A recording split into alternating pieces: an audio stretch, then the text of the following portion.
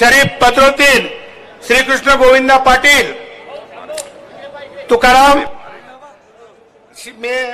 आरिफ बद्रुद्दीन, श्रीकृष्ण गोविंदा पाटील, तुकाराम सकाराम बारी, ईश्वर दौलत बारी, गटाचे आदरणीय अतुल मुरलीधर पवार, रक्षाताई. मी आधी विनंती करतो आदरणीय करत नाही तुम्ही.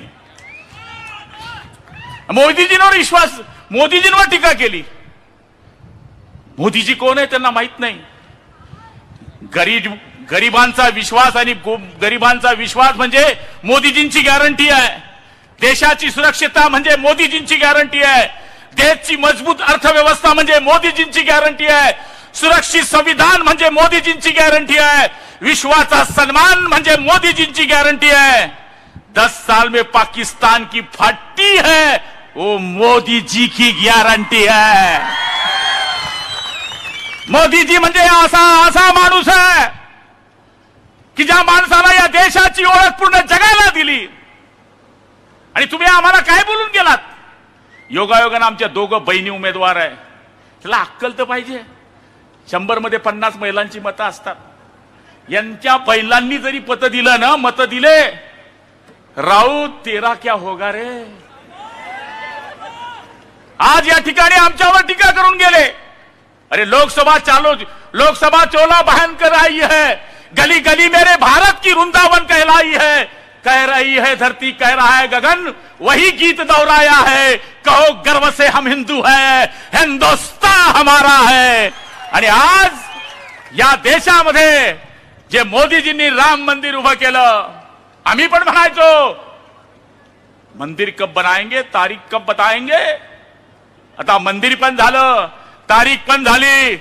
आणि आता हे राऊत यांना माझा सवाल आहे. आपल्या भाषणाच्या पहिले सुरुवात व्हायची शिवाजी पार्कवर गोंट्यावर बसणारा मी कार्यकर्ता आहे. तमाम जमलेल्या माझ्या हिंदू बांधवांनो, भगिनींनो आणि मातांनो, आता काय सुरुवात होती है. तमाम देशभक्तांनो, हिंदू शब्द से तुमने इतना क्यों कोहरान मचाया राउत.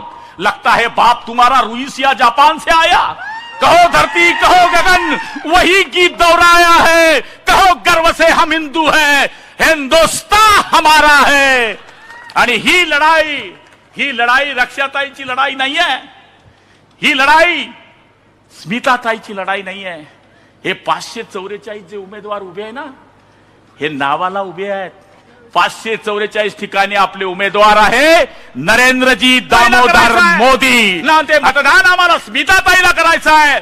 ते मतदान आम्हाला या ठिकाणी रक्षाताईला, स्मिताताईला न करता मोदीजींना ते मतदान करायचं आहे.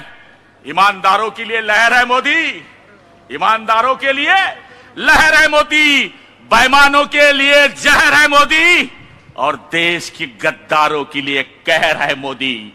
आणि मला तरी असं वाटतं की अशा वीर माणसाला, अशा शूर माणसाला, अशा विकास पुरुषाला निवडून देण्याकरता हा जळगाव जिल्हा कायम बालेकिल्ला राहिलाय.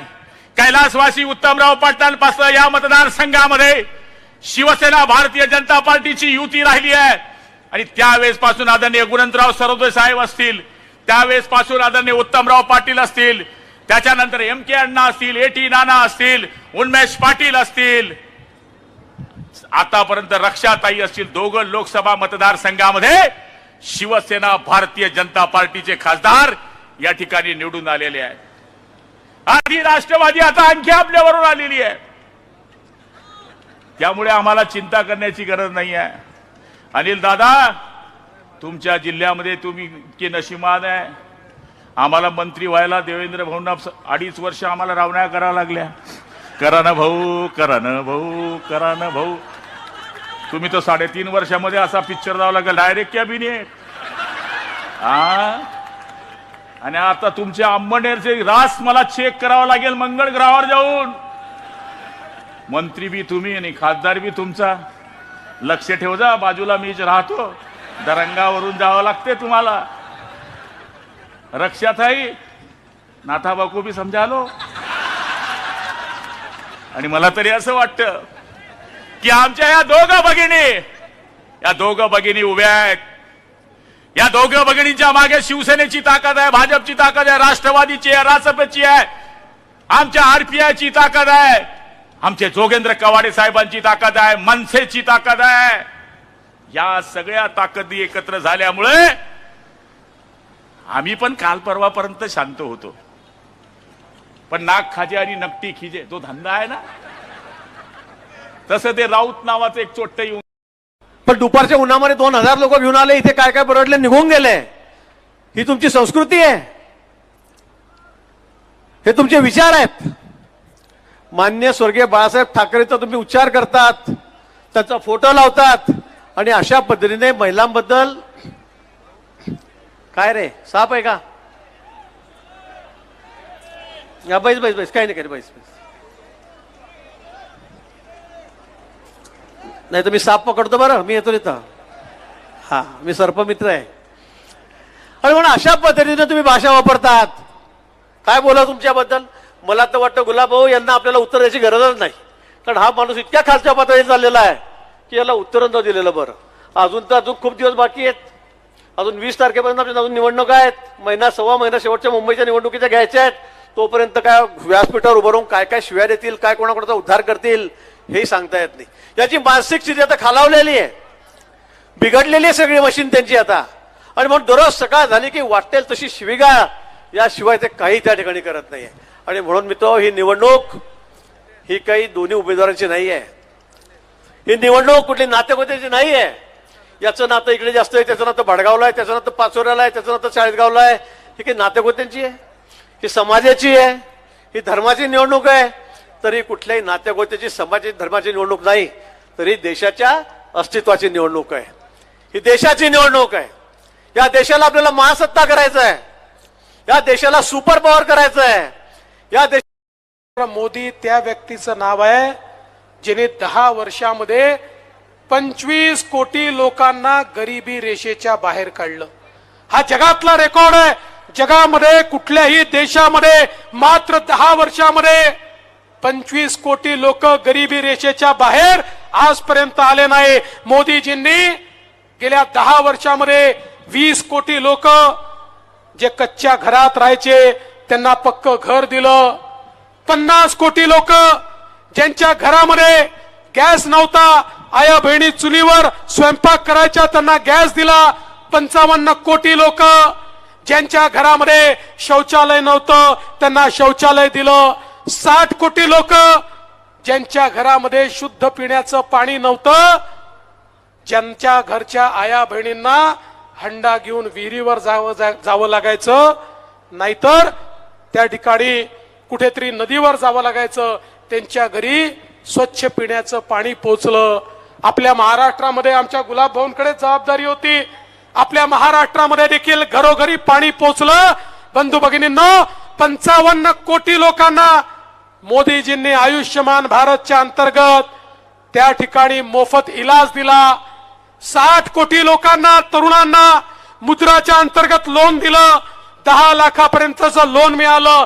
तारण नाही, गॅरंटर नाही. आणि सांगताना आनंद वाटतो, या 60 कोटीमध्ये 31 कोटी आमच्या आया बहिणी आहेत 20 लाख की ज्यांना ते लोन मिळालं. आणि महिला बचत गटांना ज्या वस्तू त्या तयार करतात, त्या वस्तूंकरता एअरपोर्ट असेल, रेल्वे स्टेशन असेल, बस स्टेशन असेल, सर्व ठिकाणी त्यांच्याकरता जागा आरक्षित ठेवली जाईल आणि त्यांच्या वस्तूंची विक्री होईल. मोदीजी म्हणतात, जेव्हा एक पुरुष आपल्या पायावर उभा राहतो तर केवळ पुरुष पायावर उभा राहतो, पण जेव्हा महिला पायावर उभी राहते पूर्ण परिवार पायावर उभा राहतो. आणि म्हणून महिलांच्या सक्षमीकरणाकरता आज मोदीजींनी प्रयत्न सुरू केले. आपण पाहू शकतो, आमच्या शेतकऱ्यांना त्या ठिकाणी किसान सन्मान निधी दिला. बंधू भगिनींनो, या ठिकाणी मोठ्या प्रमाणात 6000 रुपये त्यांनी दिले, 6000 रुपये आपण दिले. पण एवढंच नाही तर या वर्षी आपल्याला कल्पना आहे, जगामध्ये युद्ध सुरू झालं. रशिया आणि युक्रेनचं युद्ध, अखाती देशाचं युद्ध सुरू झालं. आणि या युद्धामुळे जगामध्ये शेतमालाचे भाव पडले. आपल्या इकडे सोयाबीनचे भाव, कापसाचे भाव कमी झाले. या ठिकाणी आम्ही मोदीजींना विनंती केली, त्यांचा आशीर्वाद घेतला, चर्चा केली. आणि आमच्या एकनाथरावजी शिंदे यांच्या नेतृत्वामध्ये अजितदादांनी आम्ही त्या ठिकाणी निर्णय केला. आमचे सगळे मंत्री सोबत होते की आपल्या शेतकऱ्याला वाऱ्यावर सोडता येणार नाही आणि म्हणून भाव कमी झाले असले तर भावांतर योजना लागू करू. 4,000 कोटी रुपये कापसाच्या आणि या ठिकाणी आचारसंहिता चालली आहे. आचारसंहिता संपल्यानंतर भावांतर योजनेचे पैसे शेतकऱ्यांच्या खात्यामध्ये जातील. कापसाचा शेतकरी आणि सोयाबीनचा शेतकरी त्याच्या पाठीशी मोदी सरकार आणि आपलं सरकार उभं आहे. आज या महाराष्ट्रामध्ये मोठ्या प्रमाणात मोदीजींच्या माध्यमातून आपल्या वेगवेगळ्या सिंचनाच्या योजनांना त्या ठिकाणी फायदा मिळाला. आपली निम्न तापीची योजना जी अतिशय महत्वाची योजना आहे, ज्या योजनेमुळे आपला जिल्हा सुजलाम सुफलाम होणार आहे. 4,800 कोटीच्या योजनेला आम्ही मान्यता दिली, केंद्र सरकारकडे पाठवली. रेकॉर्ड वेळेमध्ये केंद्र सरकारने त्याला क्लिअरन्स दिला आणि आता लवकरच त्याचे टेंडर काढून निम्न तापीची योजना देखील आम्ही या ठिकाणी पूर्ण करणार आहोत आणि या जिल्ह्याला सुजलाम सुफलाम करणार आहोत. बंधू भगिनींनो, आमचे गिरीश भाऊ असताना मोठ्या प्रमाणात सिंचनाच्या योजना आपण घेतल्या. आता पुन्हा आपल्या सरकारमध्ये मोदीजींच्या आशीर्वादानं आपल्या महाराष्ट्राला 26,000 कोटी रुपये सिंचनाकरता मिळाले आहेत आणि शेतकऱ्यांच्या शेतीपर्यंत पाणी पोहोचवण्याचं काम हे मोदीजींच्या माध्यमातून आणि आपले मुख्यमंत्री एकनाथराव शिंदेजींच्या माध्यमातून या ठिकाणी आपण करतोय.